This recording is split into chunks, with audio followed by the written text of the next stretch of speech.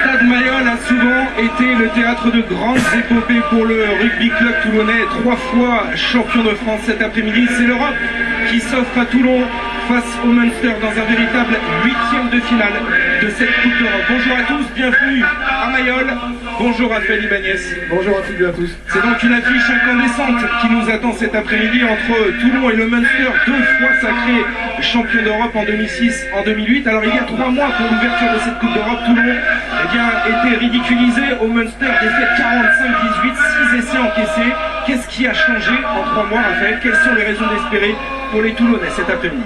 Elles sont nombreuses. Tout d'abord, le Munster, grande équipe, a quand même parfois du mal à s'exporter et à gagner des matchs à l'extérieur de cette compétition.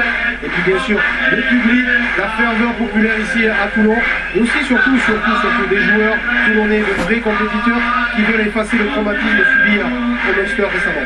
Les Toulonnais qui sont en position idéale à l'aube de ce match, vous allez le découvrir avec le classement de cette Coupe 3. Toulon est en tête à l'heure actuelle devant le Munster et a une occasion unique peut-être de barrer la route des quarts de finale au double champion d'Europe, à condition, vous l'avez rappelé Raphaël, d'effacer ce traumatisme vécu à l'aller, et ça a sans doute nourrir les discours des entraîneurs dans l'avant-match, cet esprit de revanche qui doit sans doute animer tous les esprits toulonnais cet après-midi. Ouais, c'est vrai qu'il était intéressant tout à l'heure d'échanger un peu avec Philippe Saint-André, le coach de Toulon, qui expliquait qu'il cherchait vraiment à dédramatiser l'événement, mais quand même il faut quand même imaginer l'état d'esprit des Toulonnais aujourd'hui, qui ont une esprit de revanche et qui ont envie vraiment de prendre leur revanche sur cette équipe de Munster. Ouais, c'est tout le peuple toulonnais cet après-midi à Mayol qui attend ça. On va revoir peut-être un essai lors du match aller. Les Toulonnais avaient été pris à la gorge, ils avaient basculé dans une autre dimension, la dimension européenne, et la leçon avait été dure à avaler.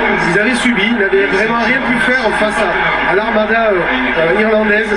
On avait même senti une classe d'écart entre les deux équipes, et puis vraiment l'enthousiasme, l'engouement que suscite ces matchs toujours en Irlande avec le geste Stringer à la fin, ça les joueurs toulonnais s'en souviennent. Ouais, et les Toulonnais vont être au rendez-vous cet après-midi. On va découvrir la composition d'équipe concoctée par Philippe Saint-André, cette équipe toulonnaise qui est armée. Alors on avait des doutes concernant Laurent Emmanueli et Sébastien Bonneau, ils tiennent leur place finalement, et puis on va surveiller surtout l'association pour la 9e fois de la saison entre Johnny Wilkinson et Felipe Cantepoli. Ouais, 2 joueurs de classe mondiale, 2 joueurs qui sont associés aujourd'hui pour contrer le dispositif du Munster, pour aussi tempérer peut-être les ardeurs du pack fougueux toulonnais.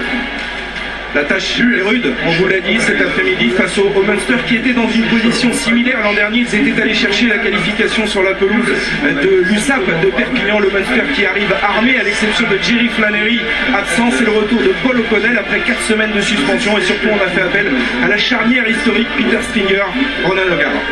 Ronan O'Gara, le demi d'ouverture de l'équipe du Munster, de l'équipe d'Irlande, très expérimenté, et vraiment l'homme de la tête pensante de cette équipe du Munster. Il est peut-être un peu moins glamour que Johnny Wilkinson, un peu plus discret, mais il est diablement efficace et associé avec Stringer. On aurait pu imaginer que la sélection de Olemi, le demi de mêlée, aurait apporté un peu de dynamisme et de vivacité dans le dispositif.